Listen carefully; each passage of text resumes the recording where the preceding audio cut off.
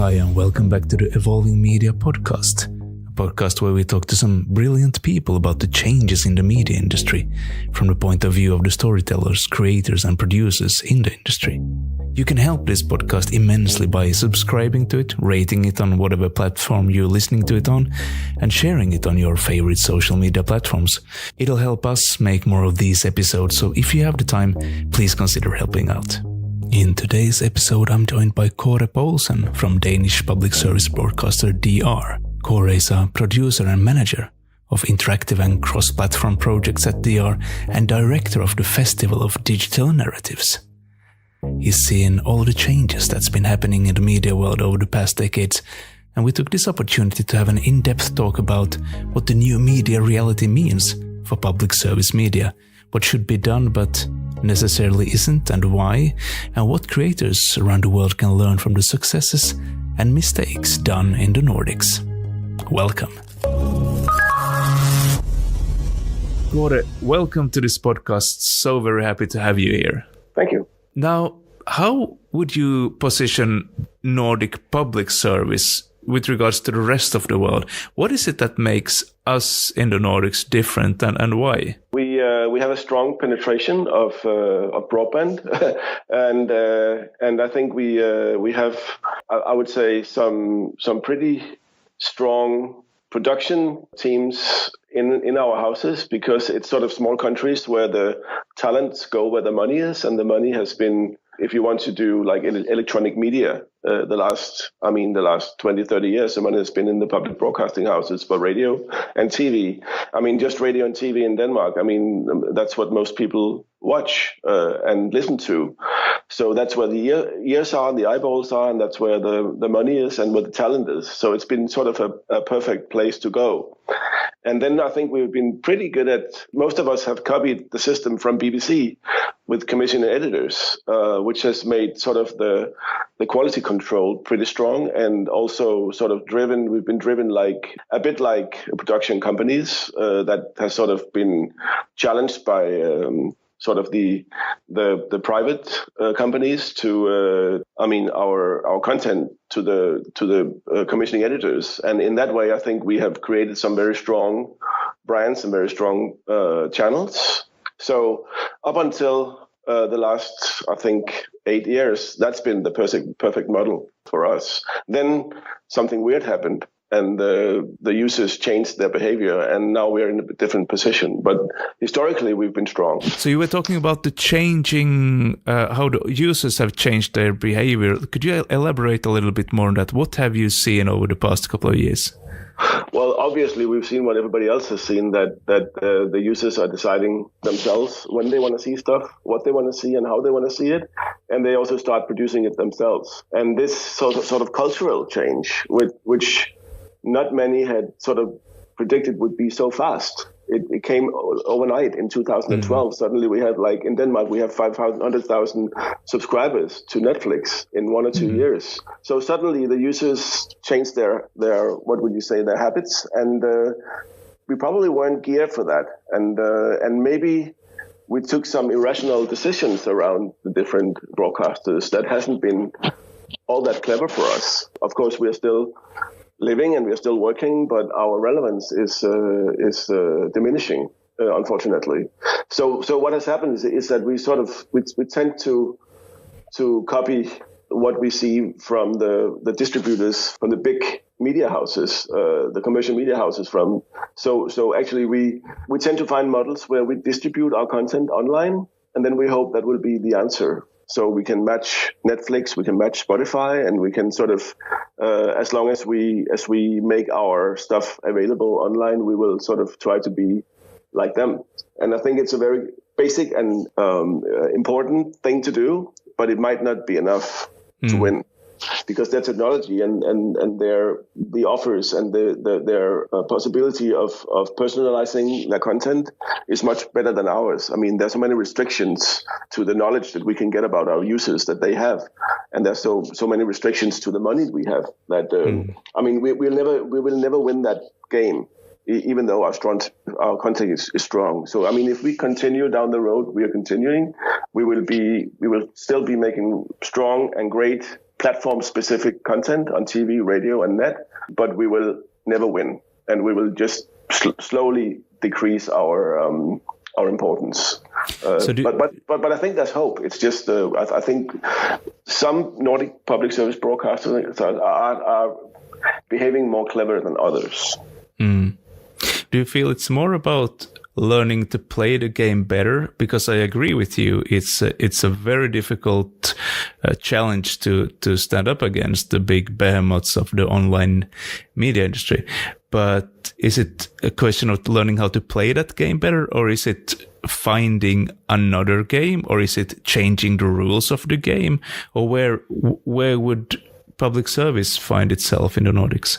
Personally, and I think there are many ways into this, but personally, I would say that you need to find your unique selling point. I mean, what is it that you're very good at that nobody else is good at?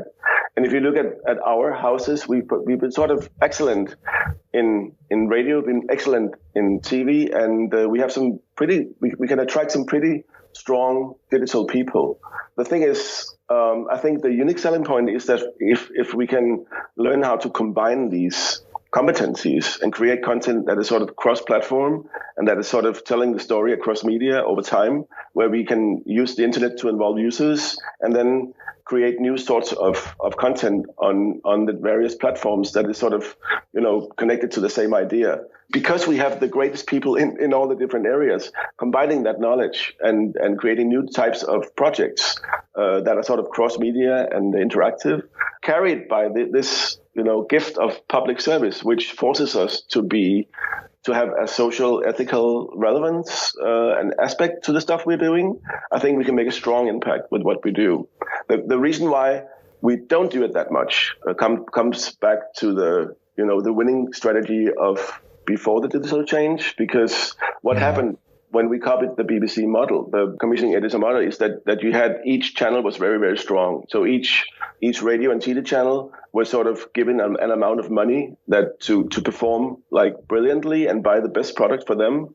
Yeah. But when you're not depending on a single channel anymore, when users don't connect to your content that way anymore, it might not be a winning strategy. So what happens is that you get a lot of reluctant, frightened, opposing commissioning editors who are just trying to save their own channel from this thing about sharing across different channels. So the sort of the brilliance and the unique thing of your own specific channel brand has to sort of you sort of have to step away from that and say, how can we create something within the major brand of YLE or SVT or DR that is sort of connecting to the audience, but across the different channels. And we sort of have to change that system, I think, or we have to be more lenient on how to, who gets to decide how the money is spent in order to create stuff. Because what's happening at the moment is that we have the TV parts that is, I think we win all the prizes. We have great drama. We have great current affairs. We have great documentaries. We have the radio with a big penetration still. Even though the podcast listening is going up, we still have the same penetration on the flow channels of radio. Okay. So, and then we have the web, where basically what we're doing is throwing all the money at news and social media, which I think is probably at the moment like pissing your pants, because if you put all the money on the social media channels to content for them, you're actually just sleeping with the enemy and giving away all the content to your worst enemy, and also the user data of the people that you actually want to connect with. I think with the strong impact penetration we have on the social media channels at the moment, we're sort of going away from the original idea of what was public service, which was sort of to create a field in media where people were not regarded as consumers but citizens. I mean, that was the idea of public service. And what we're doing with this massive amount of money that you're throwing at distributing content on social media channels is that we're turning these citizens into products. I mean, we're just doing the different thing. They're not even consumers anymore. They are the products. And we are selling, I think we are really letting down a lot of things that we should do. And on the other hand, spending a lot of money on news, we're pissing off all the newspapers that are very influential on the politicians. So I think we might have a third strategy and change to actually do this digital part differently. I mean, I've been listening to your podcast and looking at the people who are creating great stuff, and they're all, I mean, mostly Americans, but also in other countries. I mean, they're very skilled at thinking about immersed media. I was talking about cross media before, but I think immersed media is very nice because it's sort of leading you from one piece of content to the next. And that's sort of I would say the opposite of social media and the opposite of news. It's actually getting a deeper insights via digital offers. And you might end up watching a 2 hours TV show after sort of seeing something online. So I think connecting those dots could be sort of a winning strategy in the future for the public service broadcasting houses. But I think we are very, very, we have this legacy of current affairs and news sort of being the most important thing. I mean, if accident strikes in Denmark, we need a very strong news and news coverage. So I think it's a very, very big super tanker to sort of turn around. And there's not really a big, as I talked before about sort of the commissioning editor system. I mean, not many people are winning in the short run by changing all this, because it's difficult. You have to work together in new ways, and you have to take chances. You might have projects that you don't really know who they belong to, and you have to have new people with new competencies to do it. But I think we have to do it. And when you look at some of the great Finnish projects and some of the great Danish projects that have been made over the years, building with cross-media, social storytelling, yes. I think we might get inspired by that. And actually, I think also if you want to have an impact on the users, if you want, it might not be activism, but if you want to make a difference, you want people to actually, I mean, the world is falling apart at the moment. I mean, we might want to give people some tools and some empowerment to actually change stuff. And I think combining what we do in best in media with the digital and interactivity and a lot of physical events, we might actually have the chance of changing stuff. Yeah, as you were saying, the changing audience, but I think also there's a change in how we should perceive what value is, as you were talking about. Changing the audience to a consumer to then being a product, which I agree with wholeheartedly, and it's very short-sighted, and it needs to be rethought. But it's about what constitutes value for a company is quite easy. It's what's the sum under the line. But what constitutes value for a public service broadcaster is something completely different. Yeah, it's a bit difficult to measure, because it was much easier in the old days when you were to measure how many people listened to your program, how many people watched your TV show, how many people liked your new posts on Facebook, how many people listened to your broadcast. But if you wanted to change, if you want to measure the difference you make, how open you are, how helpful you are in making partnerships with the people who are out there you want to drive change with. I mean, it's very, very difficult to measure. But I think it's a very clever guy in Denmark. His company is called Fucking Nice, if you translate it to English. And what he's saying is, well, Denmark used to be the happiest nation in the world. And when we were that, he said, well, maybe that might not be the goal. What would happen if we were the friendliest nation in the world? Mm-hmm. And I think it's a bit the same. We might have the strongest impact, but how about being the most important, making the most impact instead of just being seen and heard the most. So yeah, I just on a side note, I know that the Finnish people are actually the happiest at the moment. Yeah. But somebody told me that it might be because all the unhappy Finnish people have killed themselves. But you might be able to. Yeah, well, if you look out the window right now, I can't see all that many happy people. But they could be happy on the inside. That's one trait us Finns have. We might be very friendly and we might be very happy, but you'll never notice it. True. Yeah. Where do you see we're heading now? What's in store for the future? We've seen all these flagpole multimedia or immersive media projects that have come out. Things like Scum from Norway, for instance, which was a seminal one to get through to a lot of people globally, etc. and so forth. There's been so many. Where do you see? I mean, you're running the Festival of Digital Narratives as well. And so where do you see we're heading now? Because you have the audience, which is becoming more and more active. And I mean, you can treat them however you want nowadays, but you're going to have a reaction, unlike back in the days when people perhaps didn't watch you if they didn't like you, but you didn't get the narrative reversal that Jeff Gomez was talking about earlier. So what kind of symbiosis future are we heading into? What do you see? Well, I think there's lots of hope, and of course change happens where the just to use a cliche, where the platform is burning the most. If you look at the small kids stuff and the bigger kids and the youth, they are all working seamlessly across media. If you look at Scum, if you look at Klassen in Dia, you look at Sekasin or Mental from Finland, and you look at Karma, the new stuff from Finland as well, drama. I mean, they're just working across platform seamlessly because they have to, and they know the audience don't really differ between where they are. And I think eventually this will come up to the grown-ups sooner or later. So I think there's hope, and we know how to do it. We just need to organize in new ways with a 360 perspective of having that idea, and after that finding the platforms. It's just that we still have people in positions around these broadcasting houses that are sort of reluctant to that change, but it will come. So there's hope. The other part I would say is that, so who is going to do what when? If you look at my Festival of Digital Narratives, I mean, the first year, I'm trying to sort of show the whole spectrum of digital. What types of story can you tell using digital? It could be on radio, it could be on TV, it could be digital only, it could be cross media, it could be real life events combined with digital, like the Finnish Birdhouse projects.